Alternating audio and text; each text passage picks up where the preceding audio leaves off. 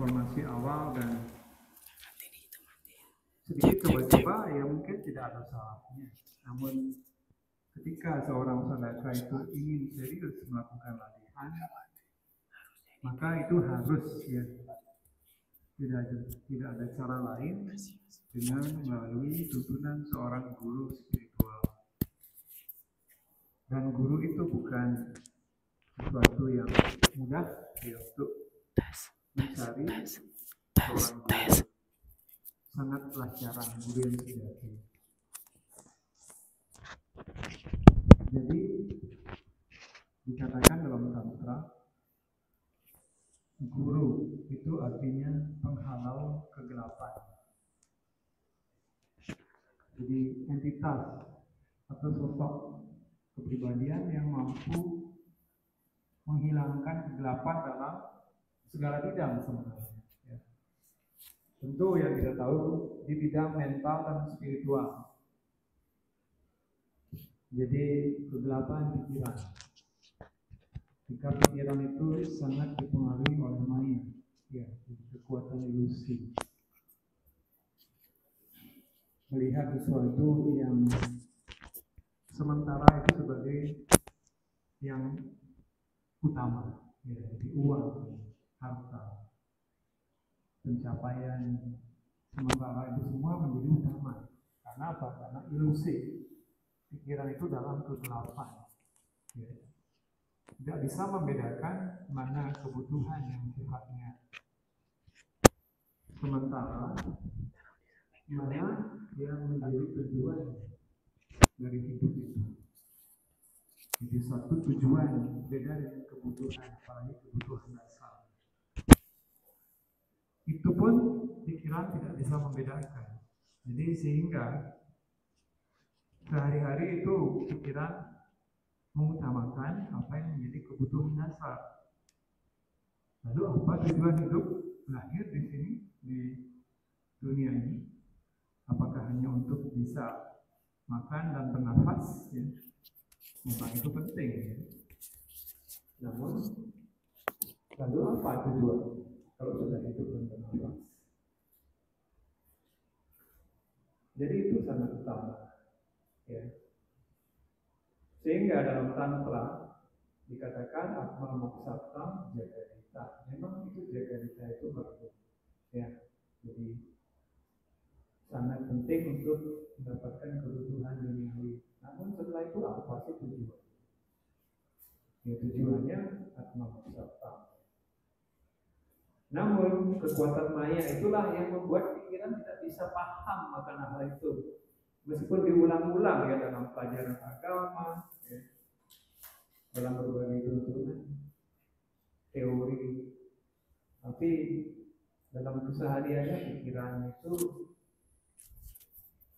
tidak bisa memahami maknanya yang dalam itu.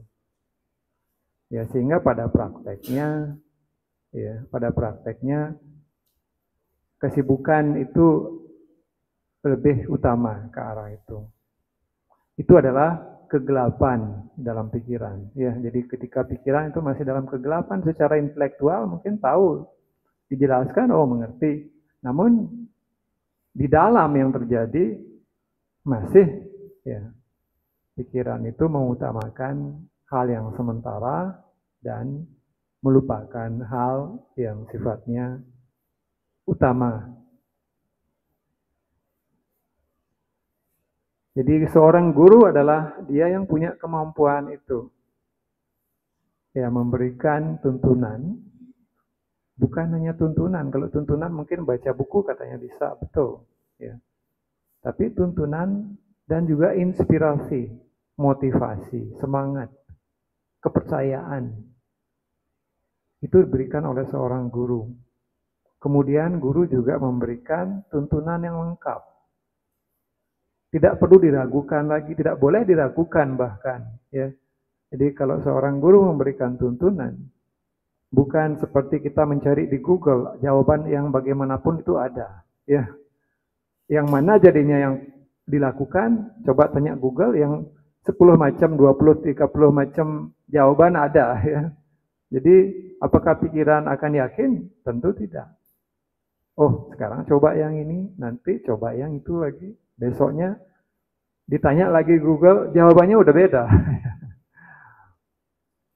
Tidak membuat pikiran itu menjadi yakin. Kalau orang berada di jalan spiritual, itu harus pikiran itu satu. Ya, seperti sinar laser itu, ini tuntunannya, tidak diragukan lagi, ini yang dilakukan. Ketika ada keraguan dalam pikiran, itu mengurangi momentum energi untuk pikiran bisa berkembang dan bertumbuh. Ya, energinya lemah, nggak bisa dia naik. Ya, jadi ketika kita lakukan latihan spiritual itu harus tanpa keraguan. Inilah yang saya lakukan, inilah caranya, inilah mantranya, arahnya apa, tujuannya apa, langkah demi langkahnya apa, dan seterusnya. Itu haruslah sangat jelas ya. Jadi hanya seorang guru yang sejati yang bisa memberikan itu. Salah satu ya yang lebih detail dikatakan bahwa guru yang sejati itu juga adalah Maha Kaula. Apa itu Maha Kaula? Kaula itu Kundalini. Jadi kalau kaula kemampuan seorang guru biasa itu disebut kaula. Jadi bisa membangkitkan kundalininya dari cakra yang paling bawah, satu demi satu cakra dilewati, ya, mencapai berbagai macam samadhi sampai di cakra yang paling tinggi. Jadi orang yang mampu membangkitkan kundalininya sendiri itu namanya kaula.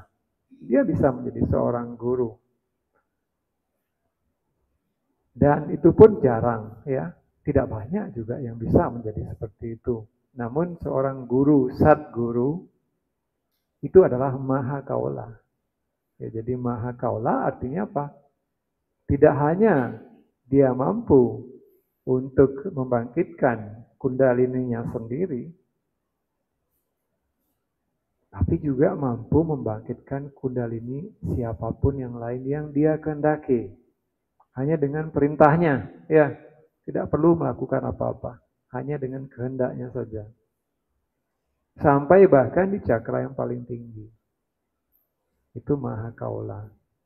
Nah itu jadi kegelapan pikiran semua secara total, komplit ya, itu dilepaskan ikatan maya sehingga ya otomatis kundalini itu bangkit. Jadi mengapa kundalini masih tercengkram di cakra paling bawah? Ya karena pikiran itu masih terbelenggu oleh maya. Banyak sekali impurity atau ketidakmurnian dalam pikiran yang sangat dibelenggu oleh ilusi ya kesementaraan itu tadi.